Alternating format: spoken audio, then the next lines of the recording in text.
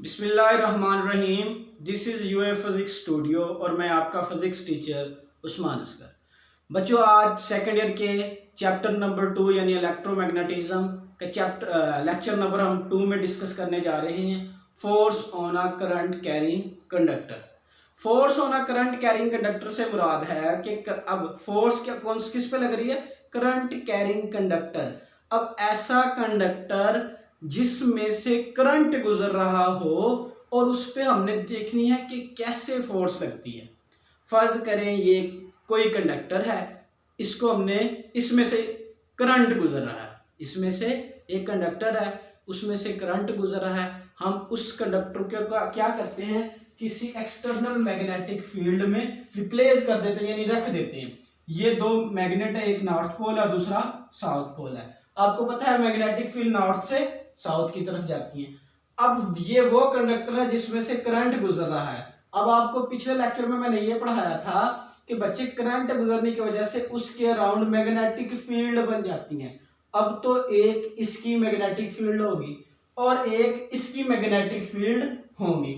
अब इसकी magnetic field मैंने ये शो की हुई है। किसकी मैग्नेटिक फील्ड है? ये एक मैग्नेट की, परमानेंट मैग्नेट की आपको पता है मैग्नेटिक फील्ड होती है। और ये राउंड शेप में ये इस कंडक्टर की मैंने ऐसे परपेंडिकुलर आपने इसमें प्लेस करना। आपकी बुक में भी लिखा हुआ है कि आपने करंट कैरिंग कंडक्टर को किसी एक्सटर्नल मैग्नेटिक फील्ड में परपेंडिकुलर रख देना, प्लेस कर देना। अब इसके परपेंडिकुलर है, मैग्नेटिक फील्ड ऐसे है, ये आपका कंडक्टर बच्चे ऐसे। आपने क्या किया कि उस कंडक्टर को इस मैग्नेटिक फील्ड में परपेंडिकुलर रख दिया। अब क्या होगा कि ये कंडक्टर या ये जो एक वायर है या कंडक्टर हम बात कर रहे हैं, उस पे फोर्स लगेगी, उस पे फोर्स लगेगी। अब इस पे फोर्स क्यों लगेगी? आपको पता है एक इसकी मैग्नेटिक फील्ड होगी, इस कंडक्टर की मैग्नेटिक फील्ड होगी और एक इसकी मैग्नेटिक फील्ड होगी। जब दो सेम मैग्नेटिक फील्ड आपस में यानी आमने सामने होंगी ऐसे, तो वो क्या करेगी? रिपल्शन फेस करेंगी, दोनों एक दूसरे को धकेलेंगी। अब क्या इसका क्या मतलब है कि दोनों सेम मैग्नेटिक फील्ड है।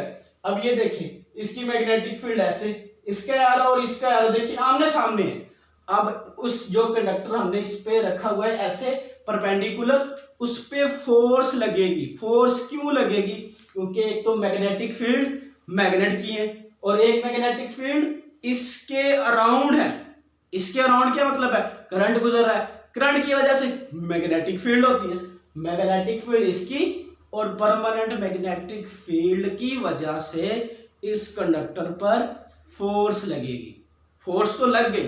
अब हमें क्या पता ये फोर्स किस तरफ लगेगी? इनवर्ड लगेगी, आउटवर्ड लगेगी, अपवर्ड लगेगी, डाउनवर्ड लगेगी। अब हमने इस फोर्स को देखना है कि हमने इस फोर्स को कैसे हम देख सकते हैं, एग्जामिन कर सकते हैं। तो उसके लिए डायरेक्शन ऑफ फोर्स को फाइंड करने के लिए सर फ्लेमिंग ने एक रूल बता दिया, आसानी कर दी। वो है Fleming left hand rule. Fleming left hand rule हमें बताता है कि जब कोई कंडक्टर, करंट कैरिंग कंडक्टर किसी मैग्नेटिक फील्ड में रख दिया जाता है, उस पर फोर्स कैसे लगेगी और किस तरफ लगेगी। आपने फ्लेमिंग लेफ्ट हैंड रूल, उसमें बताया गया है कि आपने अपनी हैंड की फिंगर इस तरह स्ट्रेच करनी है कि यानी आपने कौन कौन सी स्ट्रेच करनी है? आपने थंब, ये फोर फिंगर और ये मिडल फिंगर ऐसे स्ट्रेच करनी है कि तीनों एक दूसरे के परपेंडिकुलर हो। अब तीनों एक दूसरे के परपेंडिकुलर होने का मतलब है ये देखें, ये फोर फिंगर और ये मिडल फिंगर एक दूसरे के परपेंडिकुलर है। ये मेरा थंब और ये फिंगर एक दूसरे के परपेंडिकुलर है और ये वाली फोर फिंगर और ये थंब एक दूसरे के परपेंडिकुलर है। जब आपने ऐसे अपना हैंड को स्ट्रेच कर लेना है, अब आपने बताना है ये थंब बताएगा उस कंडक्टर पर लगने वाली फोर्स की डायरेक्शन को और आपकी फोर फिंगर बताएगी मैग्नेटिक फील्ड को और आपकी मिडल फिंगर बताएगी करंट की डायरेक्शन को। आप इधर देख लेते हैं। अब ये हमारे पास एक कंडक्टर है, इसमें से करंट गुजर रहा है बच्चे बाहर की तरफ, ठीक है। करंट बाहर की तरफ गुजर रहा है, मैग्नेटिक फील्ड ऐसे है यानी नॉर्थ से साउथ की तरफ, जो मेरी फोर फिंगर बता रही है। अब इस पे फोर्स किस तरफ लगेगी? इस पे फोर्स बच्चे अपवर्ड लगेगी। ठीक है।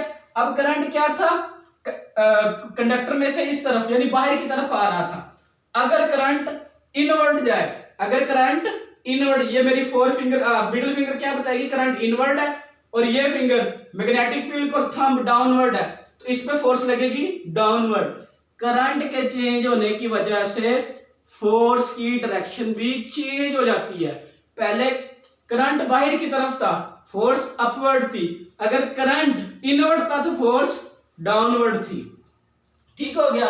हमें बताया फ्लेमिंग के लेफ्ट हैंड रूल ने, फोर्स, मैग्नेटिक फील्ड और करंट तीनों क्या होंगे बच्चे, एक दूसरे के परपेंडिकुलर होंगे।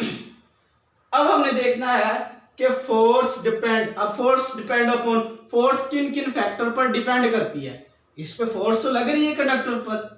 अब हमने देखना है कि इस किस चीज पे डिपेंड कर रही है फोर्स, किसको बढ़ाएंगे फोर्स कितनी ज्यादा होगी, किस चीज को कम करेंगे फोर्स कितनी कम होगी। तो फोर्स डिपेंड कर रही है करंट पर। अब करंट कौन सा, जो हमारे कंडक्टर पर करंट है।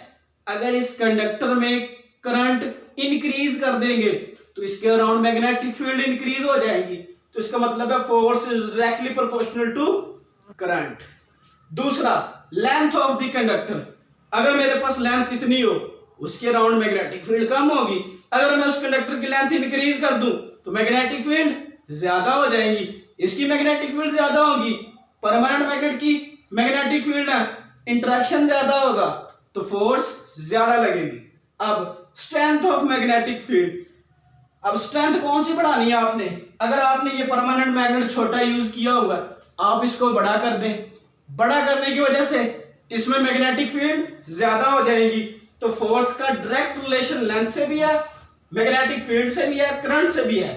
Fourth factor, theta between length and magnetic field. अब हमने देखना है कि मैग्नेटिक फील्ड और एंगल इसमें क्या रिलेशन है। मैंने पहले ये बात बता दी थी कि बच्चे इसको हमने परपेंडिकुलर रखना है। कैसे, ऐसे नहीं रखना, ऐसे नहीं रखना। इस मैग्नेटिक फील्ड, अगर ये मैग्नेटिक फील्ड है तो आपने इसके परपेंडिकुलर रखना है। इनके दरमियान एंगल कितना है, 90 एंगल है। तो फोर्स का डायरेक्ट रिलेशन है एंगल के साथ। अब हम इन चारों इक्वेशन को इक्वेट कर लेंगे क्योंकि एक साइड पर फोर्स है।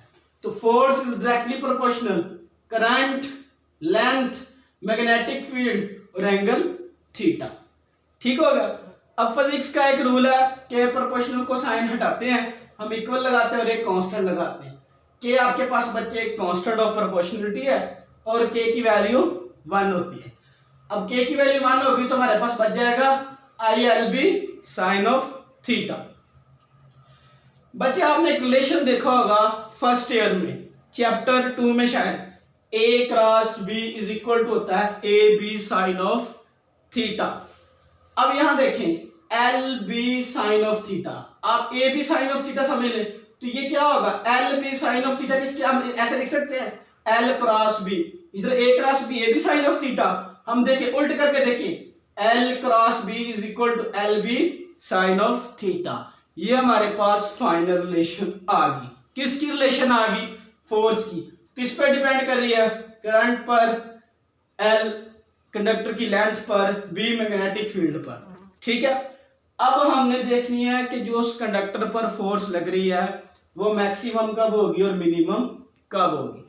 फोर्स मैक्सिमम तब होगी जब एंगल उन दोनों के दरमियान कितना होगा, मैग्नेटिक फील्ड और इसकी लेंथ के दरमियान एंगल 90 होगा, तो हमारे पास फोर्स मैक्सिमम होगी।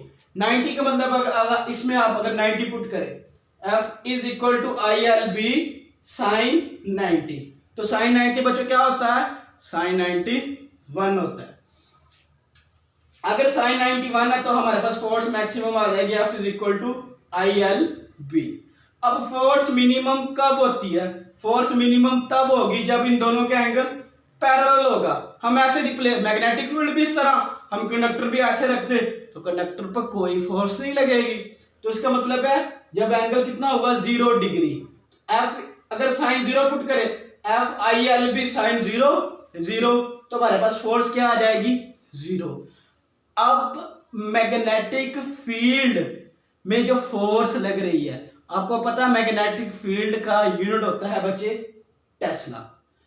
इस इक्वेशन से आप मैग्नेटिक फील्ड देखिए, बी अगर निकालना है तो F/IL हो जाएगा। फोर्स आपके पास, फोर्स का यूनिट होता है न्यूटन, करंट का एम्पेयर और लेंथ का मीटर। तो एम्पेयर ऊपर जाके इनवर्स हो जाएगा, मीटर के ऊपर जाके इनवर्स हो जाएगा। तो टेस्ला किसकी इक्वल आया? Newton per ampere per metre. अब इस टेस्ला को आपने डिफाइन कैसे करना है कि मैग्नेटिक फील्ड यानी 1 टेस्ला कब होगी? अगर आपके पास कोई कंडक्टर 1 मीटर होगा, कोई कंडक्टर 1 मीटर होगा और वो रिप्लेस और उसमें से करंट गुजर रहा होगा 1 एम्पेयर। कंडक्टर 1 मीटर होगा और उसमें से करंट 1 एम्पेयर गुजर रहा होगा। अगर हम उसे मैग्नेटिक फील्ड में रखेंगे, जो मैग्नेटिक फील्ड कितनी होगी? 1 टेस्ला, तो उस पे फोर्स लगेगी 1 न्यूटन। दोबारा फिर मेरी बात समझनी है, जो कंडक्टर हम इस मैग्नेटिक फील्ड में रख रहे हैं, अगर उसकी लेंथ 1 मीटर हो और उसमें से करंट 1 एम्पेयर गुजर रहा हो और मैग्नेटिक फील्ड की स्ट्रेंथ 1 टेस्ला हो, तो तब फोर्स लगेगी बच्चे 1 न्यूटन। आज का लेक्चर यहां तक हमारा कंप्लीट हो चुका है। तो मिलते हैं इस चैप्टर के लेक्चर नंबर 3 में। टेक केयर, अल्लाह हाफिज।